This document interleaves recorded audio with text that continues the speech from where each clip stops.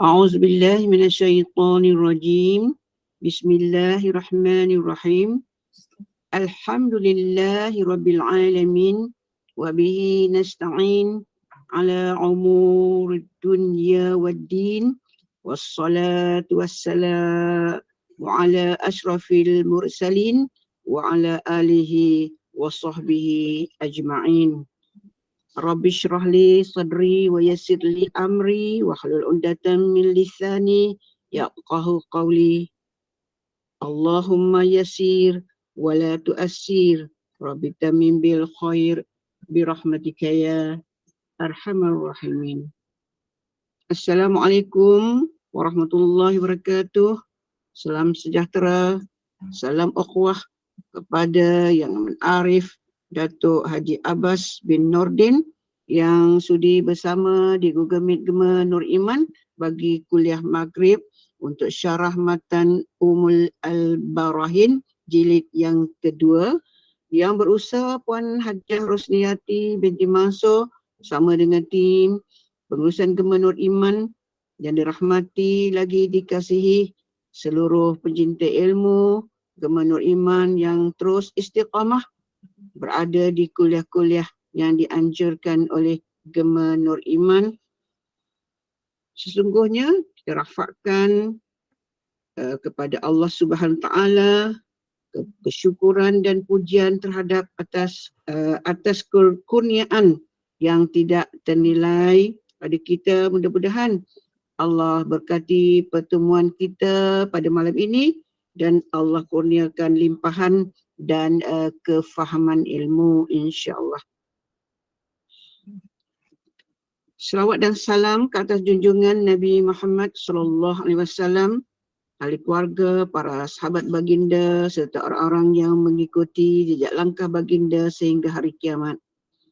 Bagi memohon keberkatan bagi kuliah Maghrib kita pada malam ini, marilah kita sama-sama membaca umul kitab yang akan dipimpin oleh Yang Amat Arif Datuk Haji Abbas bin Nordin bisiril Fatihah. أعوذ بالله من الشيطان الرجيم. بسم الله الرحمن الرحيم. الحمد لله رب العالمين الرحمن الرحيم مالك يوم الدين. إياك نعبد وإياك نستعين. اهدنا الصراط المستقيم صراط الذين أنعمت عليهم غير المغضوب عليهم ولا الضالين. آمين. Amin ya rabbal alamin.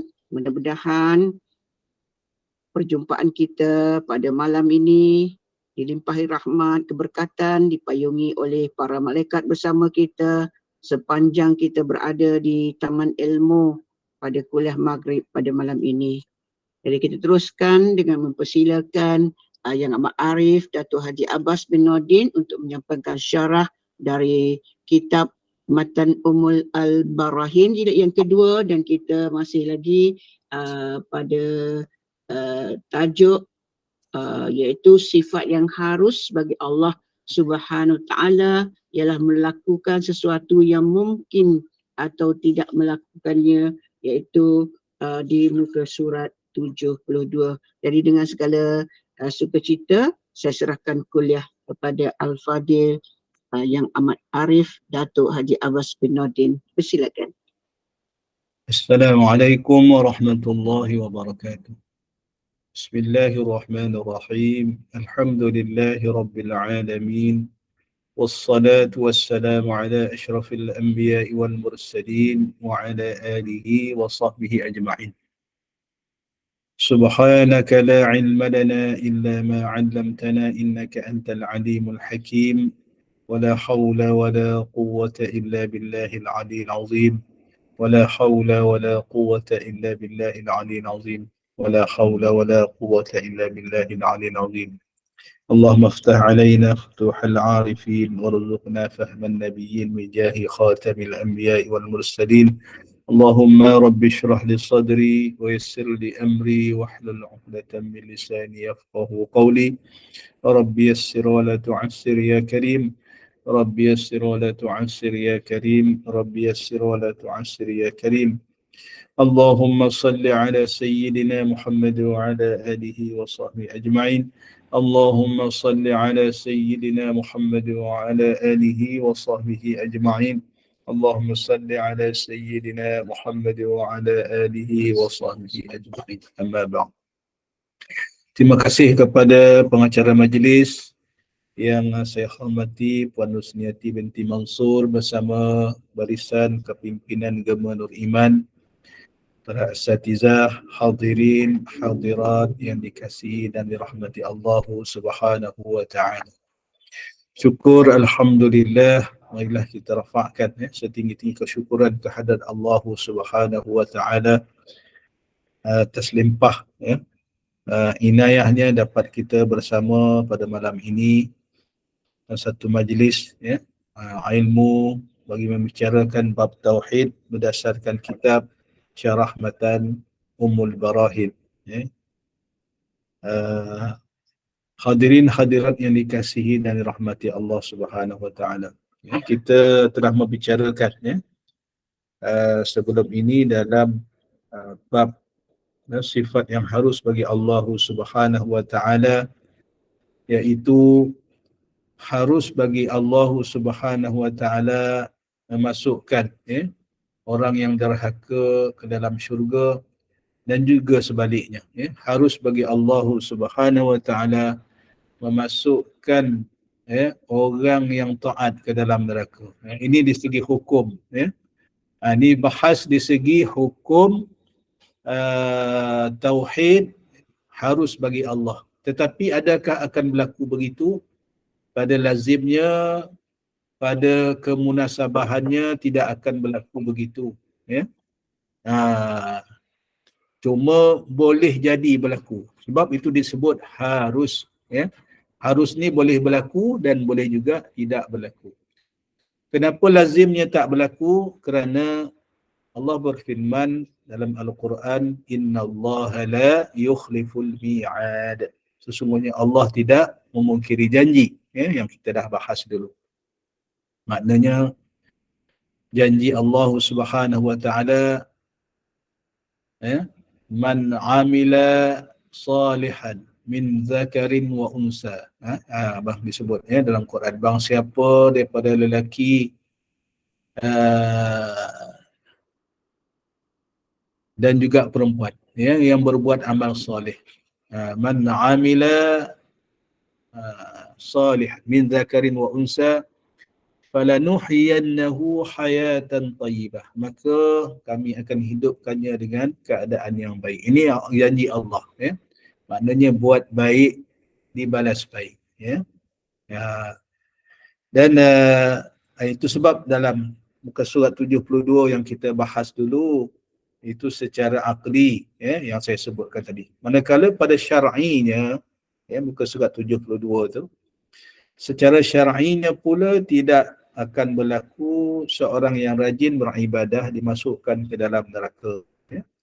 Dan seorang yang berbuat maksiat dimasukkan ke dalam syurga. Sebab ada dalil-dalilnya yang kita jumpa dalam Al-Quran dan Al-Hadis. Yang berbuat baik dan taat akan masuk syurga, yang berbuat maksiat dan durhaka akan masuk ke dalam neraka. Itu di segi syaraknya. Cuma kita nak membicarakan tentang betapa kekuasaan Allah Subhanahu wa taala, betapa kuasa mutlak Allah Subhanahu wa taala menjadi harus tadi tu. Menjadi harus bagi Allah nak memasukkan orang baik dalam neraka ataupun sebaliknya. Itu harus di segi hukum akal. Hukum syaraknya berdasarkan dalil Quran dan Al-Hadis. Itu disebut tadilah. Lazimnya yang baik akan masuk syurga, yang durhaka maksiat akan masuk neraka, wal'iyazu billah. Dan insya-Allah kita sambung lagi pada malam ini. Qala al-musannif rahimahullahu ta'ala wa nafa'ana bihi wa bi'ulumihi fid darain amin. Muka surat 72, paragraf yang bawah sekali.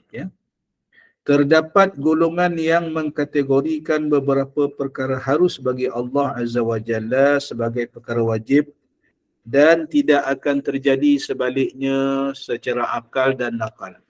Secara hukum akal dan juga hukum syarak. i'tiqad ini dipegang oleh golongan Mu'tazilah. Antara perkara yang harus menurut ahli sunnah dihukumkan wajib oleh Mu'tazilah, oleh orang yang berpegang beriktikad dengan Mu'tazilah, adalah seperti dosa dan pahala, mengutus para rasul kepada umat manusia, melakukan sesuatu yang baik atau yang terlebih baik. Hal ini kerana mereka berpegang dengan kaedah innal hasana ma hassanahu al-aqlu wal qabiha ma qabbahahu al-aql. Apa maksudnya? Sesuatu yang baik adalah sesuatu yang dianggap baik oleh akal, dan sesuatu yang tidak baik itu adalah sesuatu yang dianggap tidak baik oleh akal. Ini golongan Mu'tazilah, ya.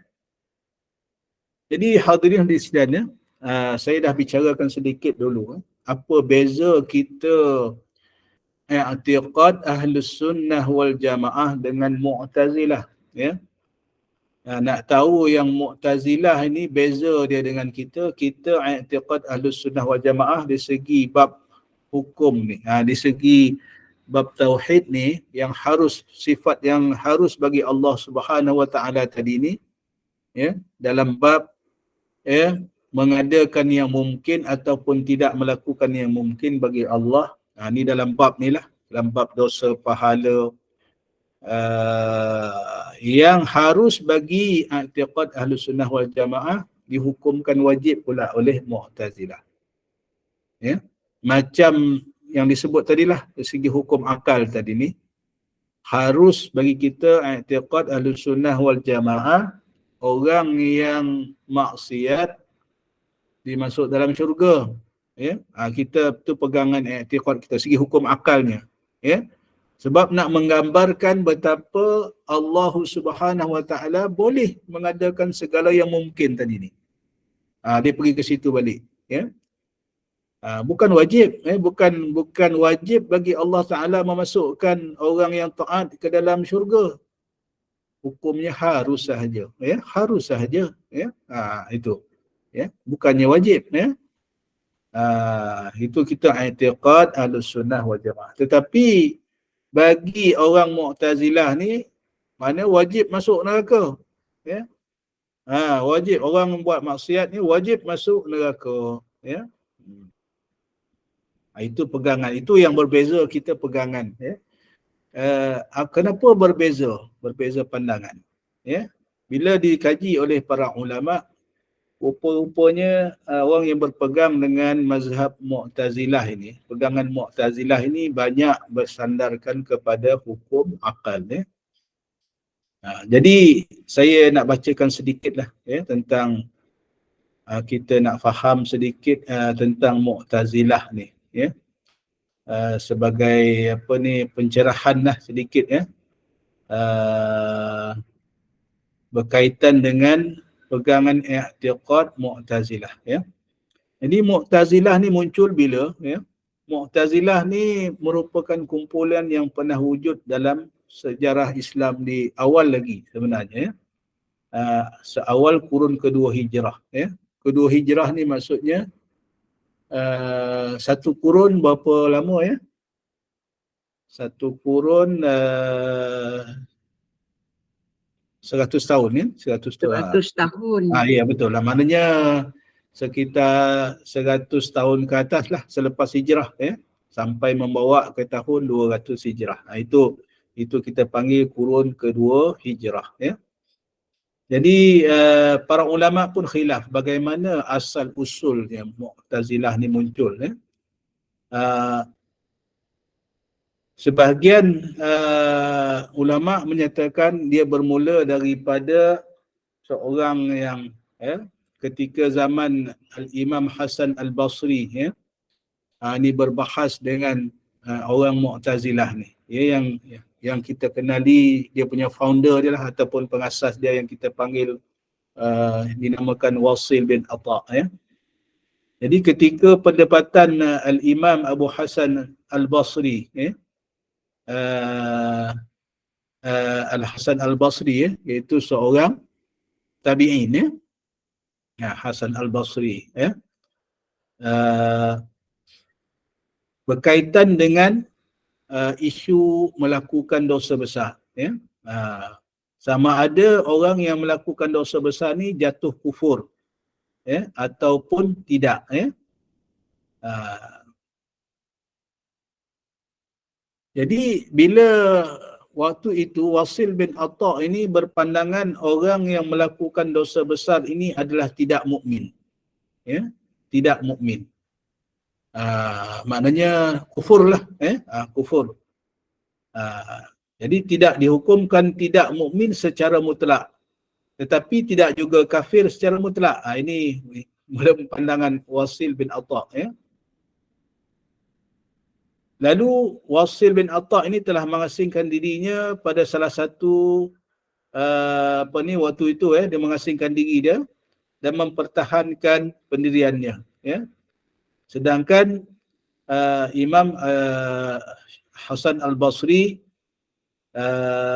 tidak bersetuju dengan pandangan Wasil bin Atta ini, ya. Jadi asal dari peristiwa inilah, ya, yang diambil oleh para ulama, sebab Wasil bin Atta ni walaupun asalnya bersama-sama dia dengan Imam Abu Hasan Al-Basri ni, kemudian telah mengasingkan diri, ya. Dalam bahasa Arab bila mengasingkan diri ni apa istilah dia? I'tazala, ya. I'tazala maknanya mengasingkan diri. Jadi orang yang mengasingkan diri ini dipanggil Mu'tazilah, ya. Itu dari segi kaedah bahasa Arabnya. Di situ muncul, mula istilah Mu'tazilah ini muncul, ya. Di situ, peringkat awal, ya. Jadi maknanya ni berlakulah, ya. Ini yang mula berlaku, sebab kalau mengikut kita i'tiqad Ahlussunnah wal Jamaah yang telah disusun oleh para ulama ulama Ahlussunnah wal Jamaah kita, ya. Orang Islam yang melakukan dosa besar ni masih dihukumkan orang mukmin lagi, ya. Orang mukmin yang asi, orang mukmin yang fasik, ya, yang melakukan dosa, ya. Tetapi masih diiktiraf orang yang beriman walaupun ada imannya sebesar zarah, ya.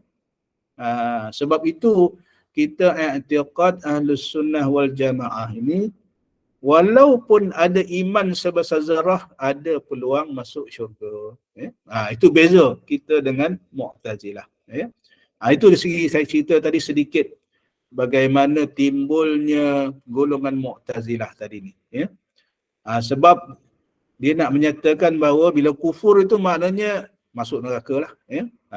Tak ada peluang nak masuk syurga. Salah begitu, ya. Ini pandangan Mu'tazilah, ya. Jadi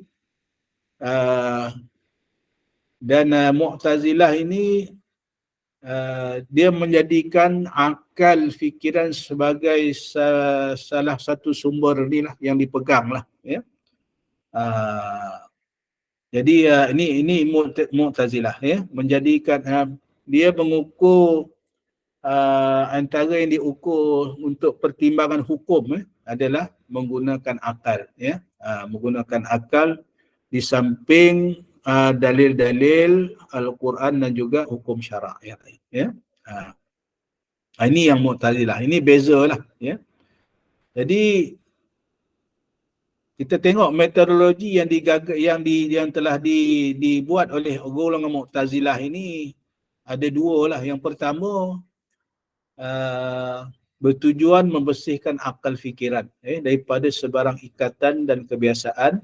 Dalam konteks ini memang metod ini berjaya menghapuskan secara berfikir taklid buta, ya.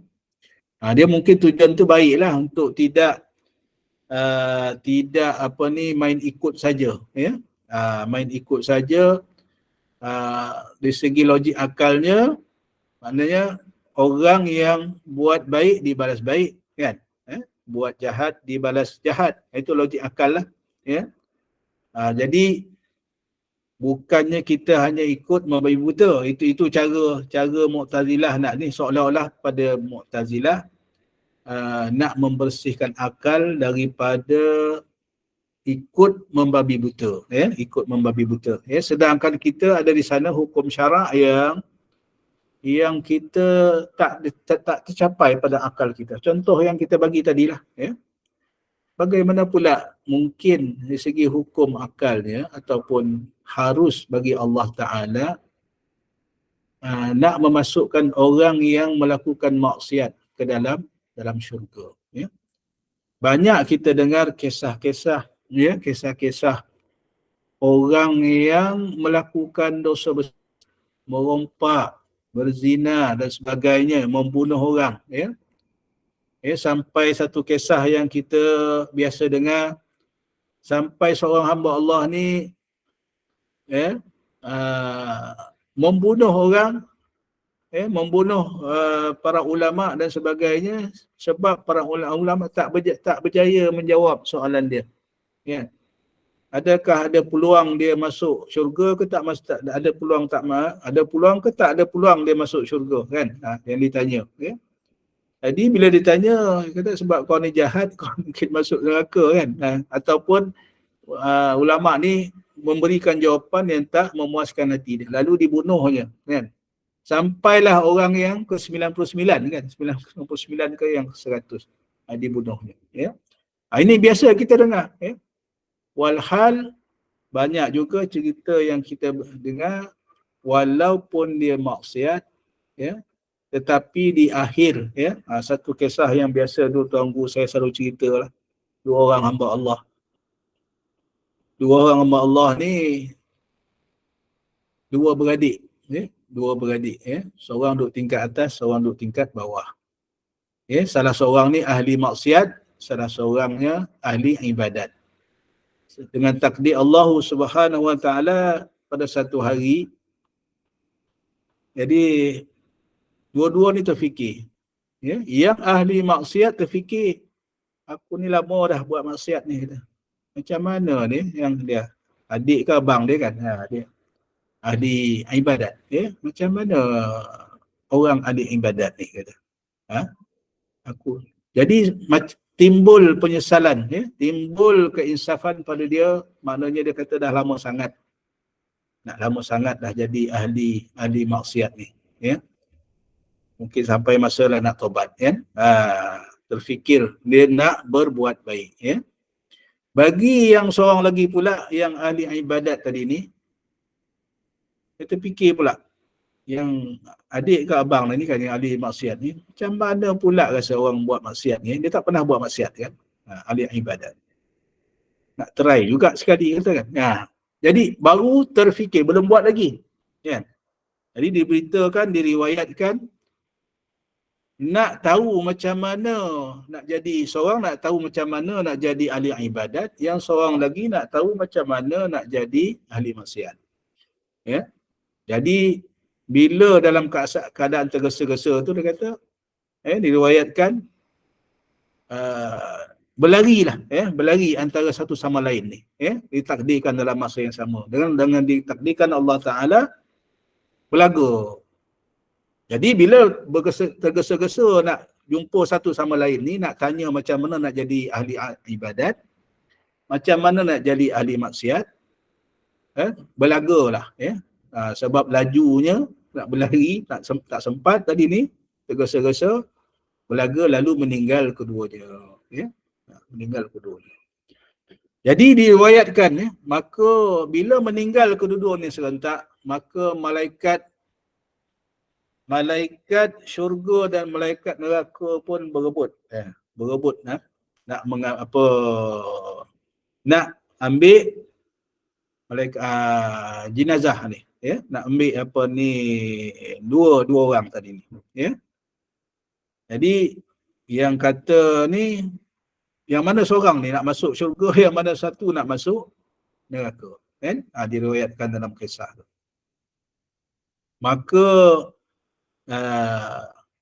bila berebut jenazah ni, berebut mayat ni, ataupun berebut roh ni, yang mati ni, nak masuk syurga ke masuk neraka, lalu dibawa, dihadapkan kepada Allah Subhanahu Wa Taala. Maka firman Allah Subhanahu Wa Taala, cuba ukur, dia kata, ukur jarak mana lagi jauh, mana lagi dekat antara orang yang ahli maksiat tadi nak pergi pada ahli ibadat tadi, ataupun ahli ibadat dengan ahli maksiat, ya.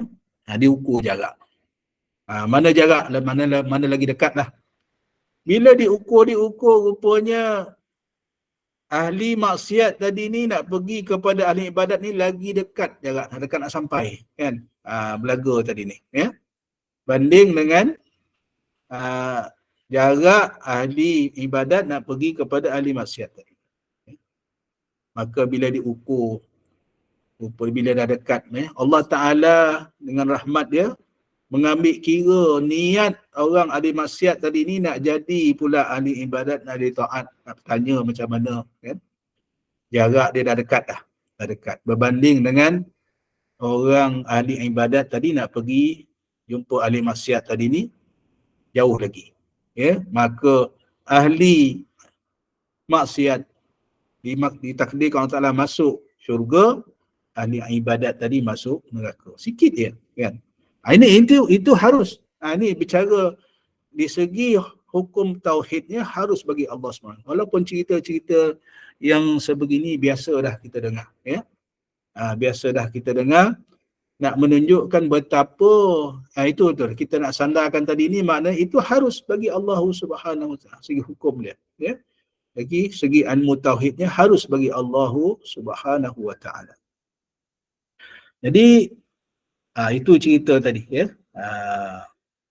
Kemudian orang Mu'tazilah tadi ni, ya, menjadikan akal sebagai pemutus segala perkara secara mutlak. Ini kerana golongan Mu'tazilah amat percaya kepada akal, menempatkannya pada posisi yang amat tinggi sehingga akal menjadi hukum bagi memutuskan segala perkara. Ia ibarat cahaya yang menerangi setiap kegelapan, lalu akal dipatrikan dengan iman sehingga menjadi rujukan dalam segala aspek kehidupan, ya. Ini bagi orang Mu'tazilah, ya. Orang Mu'tazilah berpaksikan kepada akal, hukum akal, ya. Kita i'tiqad Ahlussunnah wal Jamaah, kita ada 3, kan? Hukum syarak, ya. Walaupun kita baca dulu hukum akal, hukum adat dan juga hukum syarak, ya. Ada 3, ya, yang saling melengkapi, ya. Bukannya hukum akal itu menjadi pertimbangan yang paling utama, ya, tetapi rujukan hukum syarak menjadi pertimbangan ataupun menjadi neraca, ya, timbangan bagi kita i'tiqad Ahlussunnah wal Jamaah, ya. Jadi kalau nak bincang pasal Mu'tazilah ni panjang lagi lah, cerita dia. Cuma sekurang-kurangnya kita dapat membezakan lah, dapat membezakan apabila orang berbahas ataupun berbicara, ya, berhujah, ya, banyak berpaksikan kepada hukum akal, kita bimbang orang ini dipengaruhi oleh Mu'tazilah, ya. Jadi sebab kita i'tiqad Ahlussunnah wal Jamaah, kita ada neraca kita, ya, hukum akal, hukum syarak, ya, hukum akal dan hukum naqal, ya, hukum syarak dan juga hukum akal. Di samping hukum adat, hukum adat ni bukan hukum adat pepatih, ya, dah bahas dulu, kan. Ini hukum adat yang membantu kita, ya, memahami hukum syarak. Begitu juga hukum akal yang membantu kita memahami hukum syarak, ya, lengkap melengkapi, ya. Okey, ya, ingat kod sekadar tu kod kita bahas pasal Mu'tazilah, ya. Ada sikit lagi dalam muka surat 73 tu, ya. Sebelum kita pergi kepada kesimpulan, ya, kita sambung sikit lagi.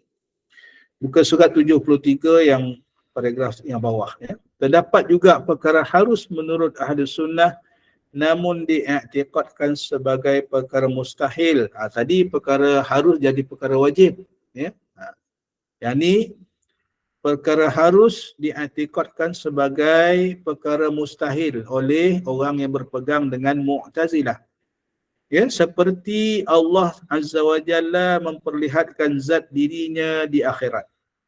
Maka ini kerana Mu'tazilah beriktikad bahawa ia adalah mustahil, dan mereka mendakwa jika harus Allah Ta'ala memperlihatkan zatnya dirinya, pasti membawa kepada tajsim. Apa tajsim? Maknanya i'tiqad mujassimah. Ya. Tadi dalam bab harus kepada wajib. Ya. Harus bagi kita i'tiqad Ahlus Sunnah wal Jamaah, Allah Ta'ala memasukkan orang yang asi, yang maksiat ke dalam syurga. Ya. Itu harus. Ya. Tetapi di sisi Mu'tazilah, maksiat dia wajib masuk neraka. Ya.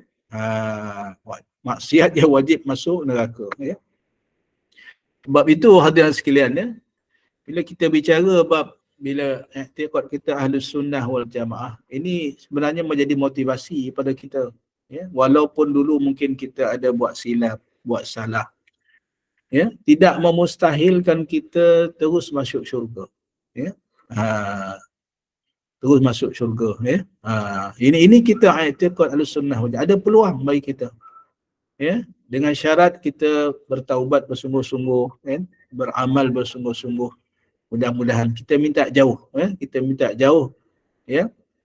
Dulu ni saya ingat arwah tuan guru saya, kita bila maksiat ini, dosa yang tidak diampun oleh Allah Subhanahu Wa Taala, jika kita gagal meminta ampun oleh Allah Subhanahu Wa Taala, maka kita akan masuk neraka dulu, dibakar dulu dalam neraka ni. Tak tahu apa lama. Bila dah bersih, ya, dah habis dah dosa-dosa kita ni, dibakar dalam apa ni, diazab kita dalam neraka, dah bersih kita, baru ada peluang masuk syurga. Itu, ya.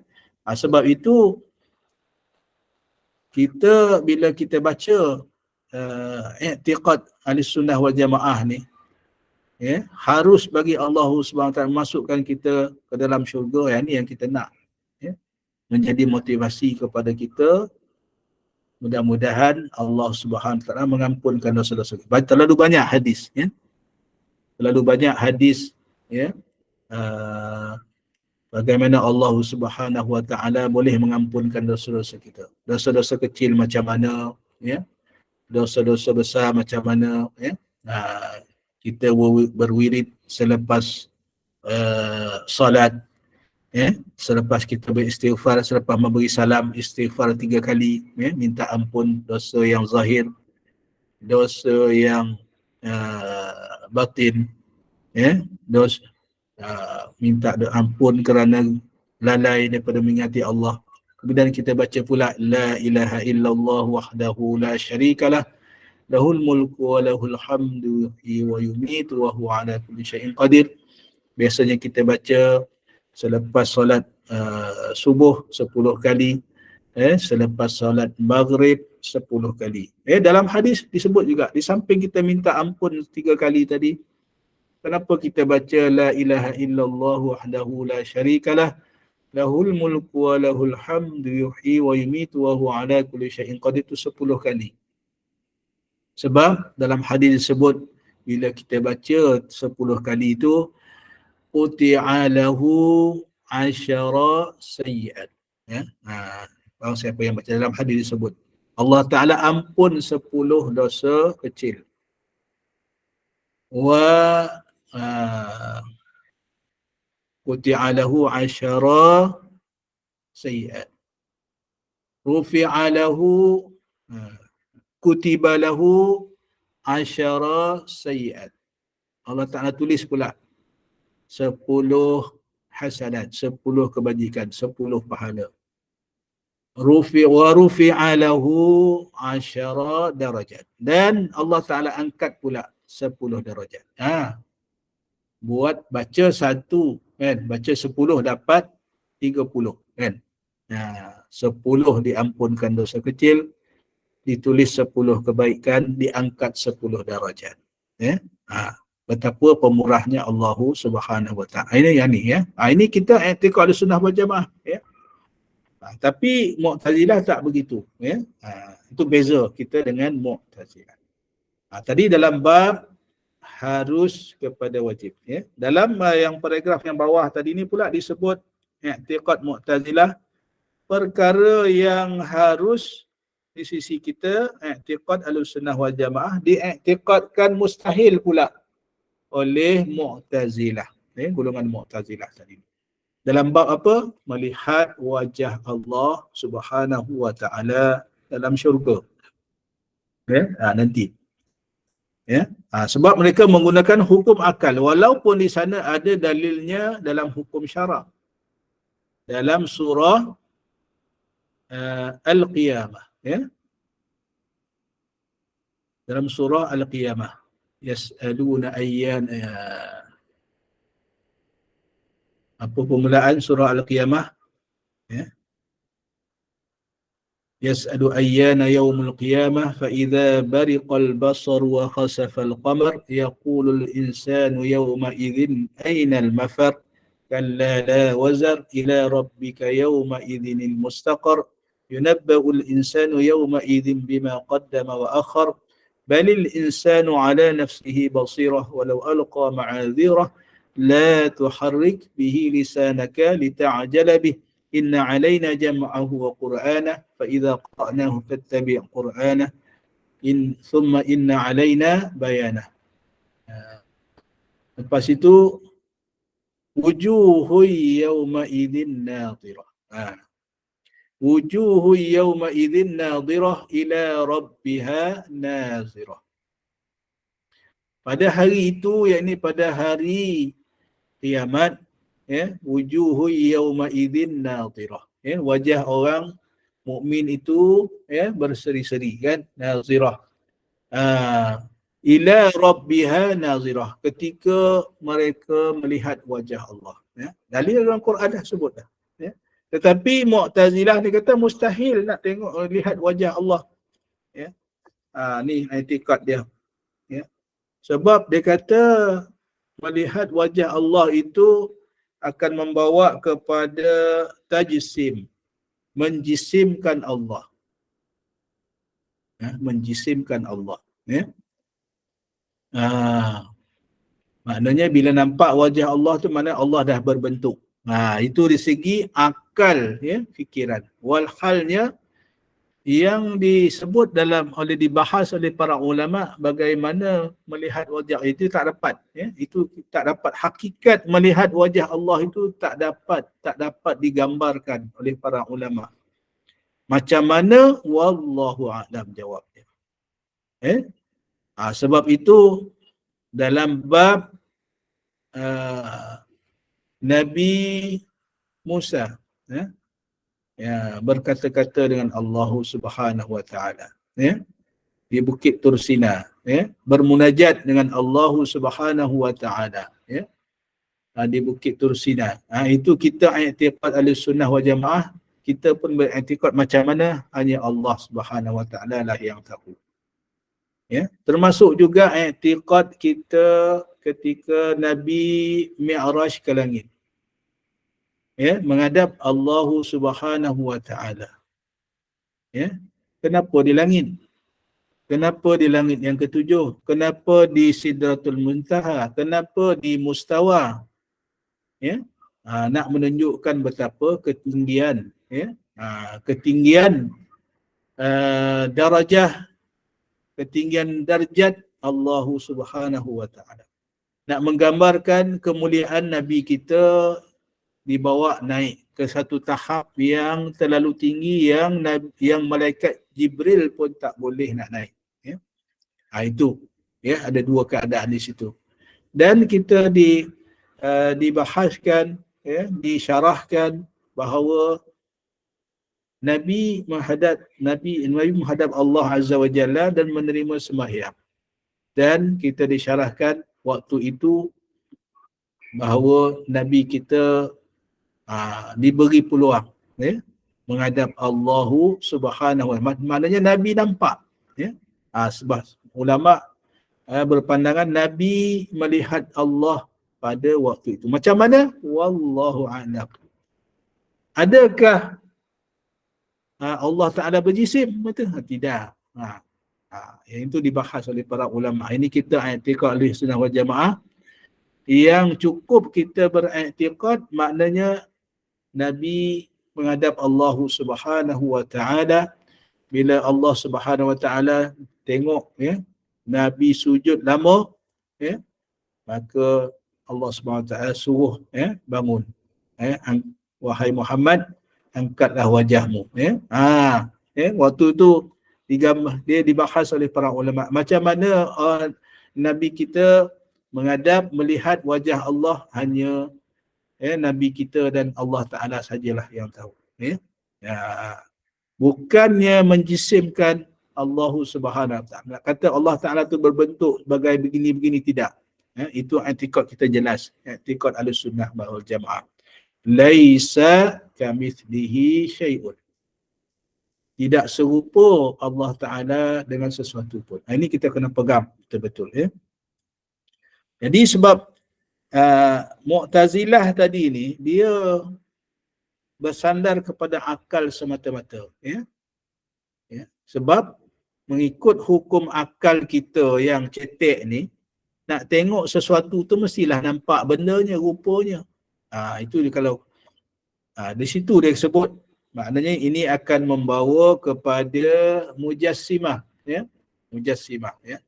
Maknanya menjisimkan Allah Subhanahu Wa Ta'ala. Maknanya Allah Ta'ala tu dah berbentuk pula. Walhal yang disebut, yang dibahas oleh para ulama, hakikat sebenarnya hanya Allah Ta'ala yang tahu. Bukan Allah Ta'ala tu berjisim dan sebagainya, tak tahu macam mana. Ada peluang nanti insya-Allah kita direzekikan Allah Subhanahu Wa Ta'ala dengan rahmat Allah Subhanahu Wa Ta'ala, dapat kita masuk dalam syurga, dapatlah kita melihat wajah Allah. Ni yang kita yang kita cita-citakan dah, yang disebut dalam surah Al-Qiyamah. Wujuhu yawma idzin nadhirah ila rabbiha nazirah. Berseri-seri, wajah orang mukmin dalam syurga. Terlalu gembira, dapat melihat wajah Allah Subhanahu Wa Ta'ala. Itu beza kita dengan Mu'tazilah tadi ni. Sebab kita berpandukan, walaupun akal kita tak sampai, tetapi dipandu oleh hukum syara. Memanglah akal kita akan kata kalau nak tengok sesuatu mesti ada berbentuk. Itu akal. Tapi dalam hal ni ulama membahaskan tak tercapai akal kita. Tak tercapai akal kita bagaimana melihat wajah Allah, tak tercapai akal kita. Sampai masa ada rezeki kita masuk syurga, insya-Allah dapatlah kita menikmati bagaimana nikmatnya melihat wajah Allah. Sebab digambarkan oleh para ulama, ini nikmat yang paling besar sekali bagi orang mukmin yang masuk syurga. Nikmat melihat wajah Allah itulah yang terbesar sekali, yang dibahas oleh para ulama, yang telah diriwayatkan oleh para ulama. Kita kena yakinlah, sebab ada dalilnya dalam Al-Quran. Kalau nak tahu lebih lanjut lagi, boleh buka tafsir lah, bagaimana ulama mentafsirkan, membahaskan. Okey, kita masuk pada kesimpulan, muka surat 74. Saya harap tak ada, kalau ada soalan boleh je nak tanya. Mungkin bermain-main di fikiran kita kan. Tapi insya-Allah mudah-mudahan Allah Ta'ala pandu kita supaya tidak terjejas, tidak terjejas i'tiqad kita dengan Mu'tazilah. Kenapa hadirin hadirat sekalian, dalam syarah matan Umul Barahin ni dibahas juga cerita hukum akal Mu'tazilah ni, yang melebihkan akal daripada hukum syarak. Sebab hari ni ramai orang dah terpedaya ni. Ramai orang dah terpedaya dan ramai orang menghukum sesuatu dengan logik akal. Wal'iyazubillah. Banyak perkara lah, banyak perkara yang sekarang orang mengambil pertimbangan pertimbangan akal semata-mata dan mengenepikan hukum syarak. Banyak perkara. Yang banyak ketara, antara kalau kita boleh bagi contoh sekarang ni, walaiyazubillah dah,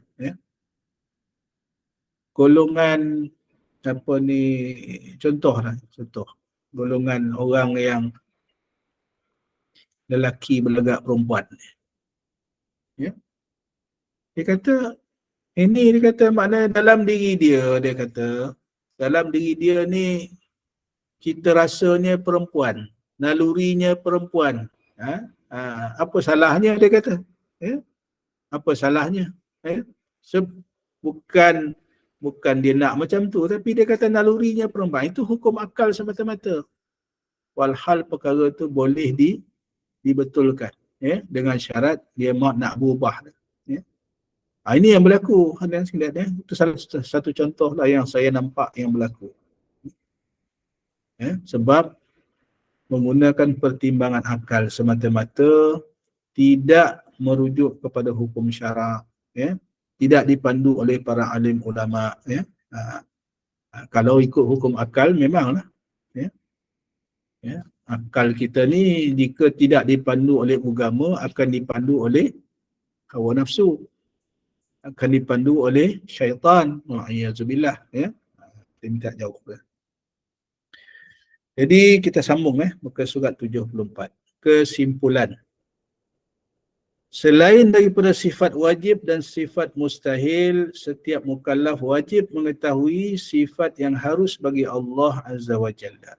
Ia mencakupi segala perkara yang harus, seperti menjadikan atau tidak menjadikan sesuatu. Ia dijadikan selaras dengan kehendak Allah Azza wa Jalla, serta memiliki hikmah yang sangat istimewa di sebalik kejadiannya. Jadi kita i'tikad Ahlussunnah wal Jamaah ni kena pegang betul-betul ni, dalam bab harus bagi Allah mengadakan atau tidak mengadakan. Kadang-kadang kita bermain-main juga di fikiran kita. Kenapa pula orang yang maksiat, menderhaka pada Allah Subhanahu wa taala ni senang pula hidup dia, banyak pula harta dia, kan? Duit bertimbun-timbun, walhal kita yang taat ni macam susah je, rezeki pun macam cukup-cukup makan dia, kan? Kadang-kadang paksa berhutang. Kenapa? Macam kata itu mainan syaitan tu, mainan syaitan. Bagaimana itu nak pergi ke Mu'tazilah tu kalau kita fikir macam tu, sebab logik akal sepatutnya orang yang taat ni lah yang banyak duit, kan? Contoh, ini saya bagi contoh saja. Itu jangan.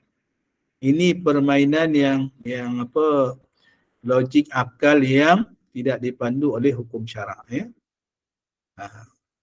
Sedangkan kita tahulah, dunia ni ujian bagi kita, kan?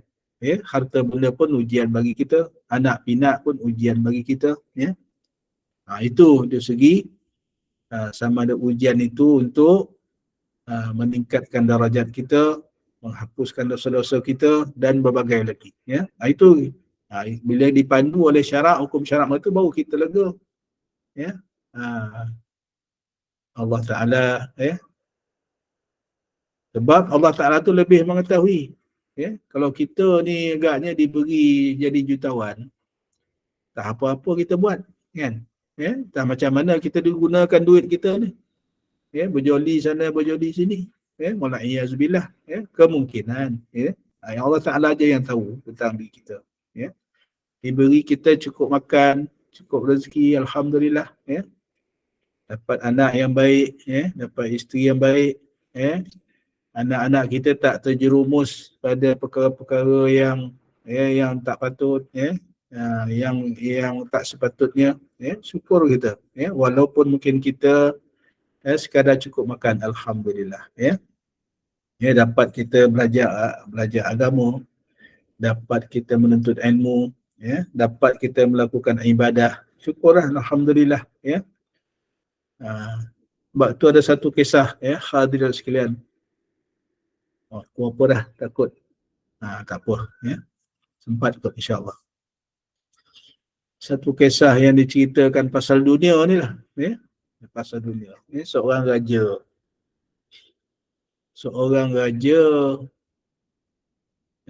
dia ada penasihat dia, ya, penasihat agama dia lah, ni cerita kan. Penasihat agama dia. Dia panggil satu hari, raja ni panggil penasihat dia ni, ya, penasihat agama dia ni. Dia kata, better nak tahu 3 perkara. Nak jawapan ringkas, tak nak panjang-panjang. Ya. Yang pertama, apa itu dunia? Yang kedua, apa itu akhirat? Yang ketiga, apa itu iman? Ya, 3 perkara. Ya. Better bagi masa 3 hari. Ya, kalau tak dapat jawab, siap, dia kata. Ya. Maka penasihat agama dia pun balik, apa nak jawab pada tuanku ni, kata. Dia pun kumpullah para alim ulama. Semua jawapan ni semua panjang-panjang. Tuanku nak pendek je, kan? Tadi tak dapat jawab. Dah cukup 3 hari menghadap tuanku balik. Dah dapat cari jawapan? Belum, kata.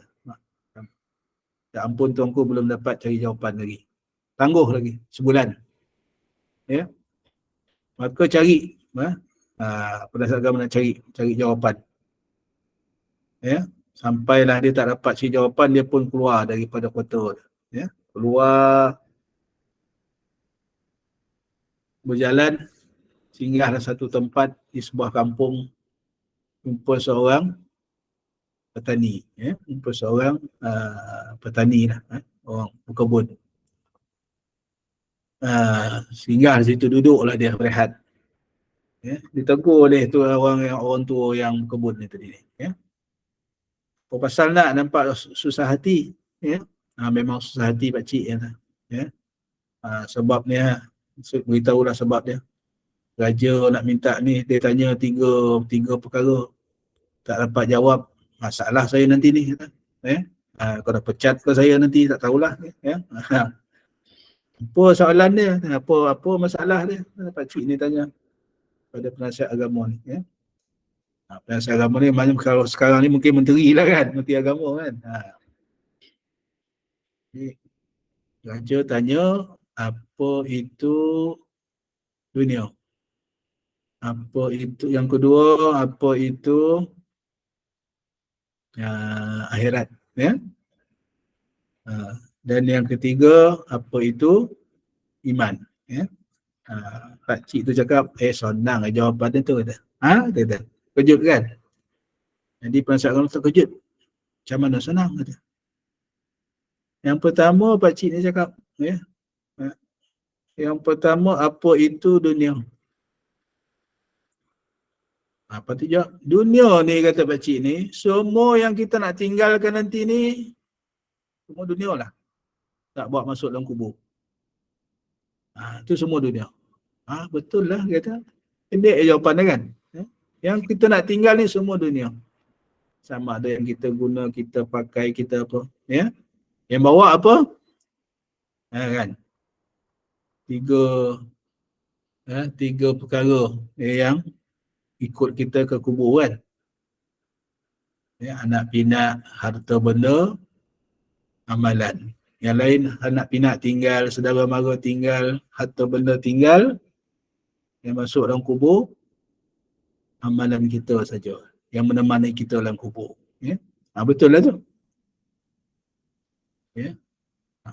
Ini kan pendek jawapan tu kan. Ya? Jadi yang kita nak, semua yang kita ada ni semua akan tinggal. Ya? Jadi hadirin sekalian, itu yang pertama. Yang kedua, apa itu akhirat? Semua yang kita nak bawa balik ni, itulah akhirat. Pendek juga jawapan dia. Ya? Pendek jawapan dia. Ya? Jadi hadirin sekalian, nak menggambarkan kepada kita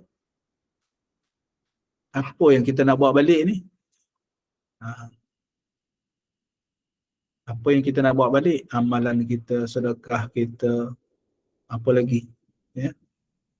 Apa-apa yang boleh menjadi bekal kita di akhirat. Ya.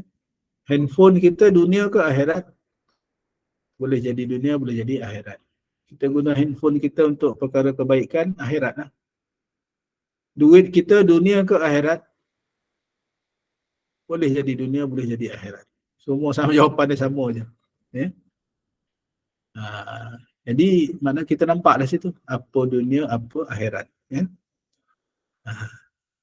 Jadi hadirin sekalian, nak menggambarkan pada kita, nak cerita apa tadi tu? Saya nak cerita apa tadi sebenarnya tadi ni?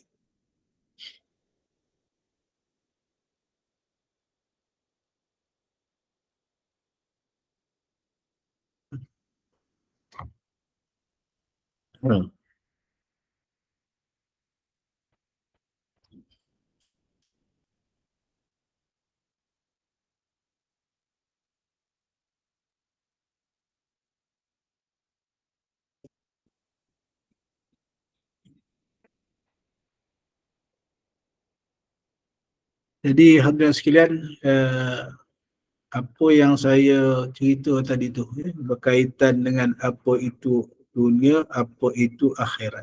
Ya. Nak kaitkan balik dengan harus, sifat harus bagi Allah Subhanahu wa Ta'ala tadi. Ya. Jadi bila kita faham Allah Subhanahu wa Ta'ala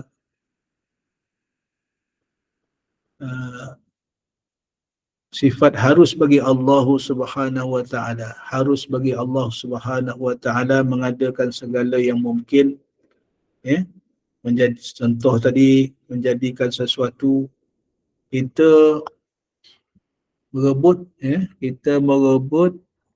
apa yang dikatakan akhirat tadi. Walaupun Allah Ta'ala harus bagi Allah Ta'ala harus mengadakan segala yang mungkin ataupun tidak mengadakan. Kita nak merebut apa yang Allah Ta'ala janjikan di akhirat.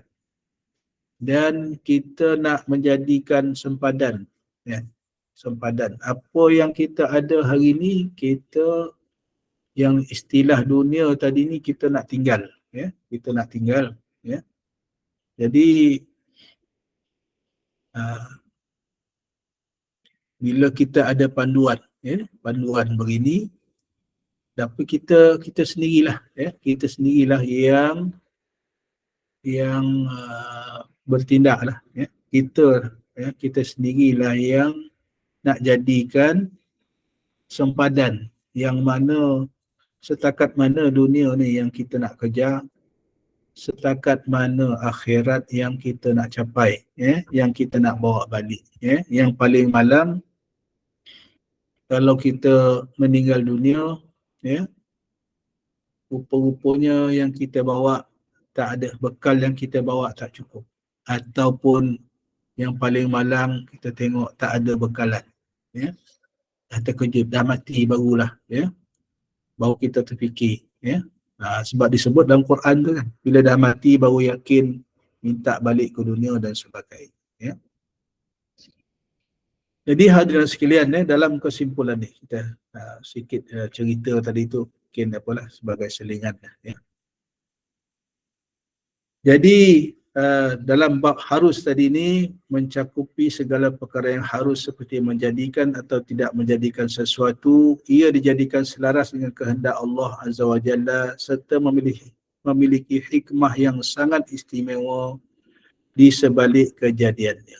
Itu. Yang kemudian, jika wajib ke atas Allah Azza wa Jalla melakukan segala perkara yang harus, nescaya dia tidak melakukan sesuatu secara pilihannya, bahkan terpaksa melakukannya kerana ia adalah sesuatu yang wajib ke atasnya. Macam Mu'tazilah tadi. Jadi kalau jadi wajib pula, Allah Ta'ala tak ada pilihan. Macam terpaksa. Wal'iyazubillah. Itu bukan mustahil bagi Allah Azza wa Jalla. Demikian juga halnya dengan wajib melakukan sesuatu yang terlebih baik padahal baik, kerana hal ini akan menidakkan ujian hidup di dunia. Hal ini sebenarnya bertentangan dengan realiti yang dilalui oleh kita semua dalam kehidupan seharian. Segala baik dan buruk adalah dinilai dengan neraca syarak. Sebahagiannya dapat diperolehi hikmah di sebalik kejadiannya dan sebagainya tidak. Kebijaksanaan akal tidak mampu mengatasi syarak walaupun dengan tujuan yang baik seperti yang terjadi terhadap fahaman Mu'tazilah yang mewajibkan beberapa perkara yang harus serta memustahilkan sebahagian yang lain berdasarkan kaedah akal yang dibina oleh mereka. Ini yang kita kena ni sebagai kesimpulan supaya kita tidak terjerumus tadi ya. Sebab akal bila tak dipandu oleh syarak maka dia akan tersasar ya. Akan terbabas ya. Sebab akal fikiran kita ni terbatas ya. Terbatas ya. Dan sebab itu kita perlu kepada hukum syarak, perlu kepada Rasul yang beri panduan pada kita ya. Ada Al-Quran, ada Al-Hadis, tak cukup dengan itu dibahas pula, diperincikan pula oleh para alim ulama dengan ijtihad para ulama panduan oleh para ulama asatizah sehingga kepada hari ini ya. Jadi ini yang kita pegang dalam i'tiqad Ahlussunnah wal Jamaah. Jadi hadirin sekalian dah pukul 9 dah ya. Kita dah habis sampai kesimpulan. Nanti kita masuk kepada muka surat 75. Ada sikit lagi ni ya. Berkait sebelum kita masuk dalam bab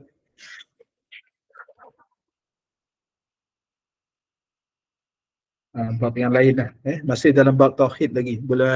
Berkaitan dengan kewujudan Allah Subhanahu Wa Taala lagi sebelum kita masuk dalam beriman kepada Rasul.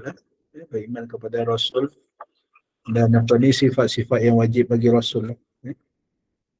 Muka surat 75 insya-Allah kita sambung dalam kuliah akan datang ya, insya-Allah. Ada soalan ke? Okay, ada soalan ke daripada para jemaah? Silakan.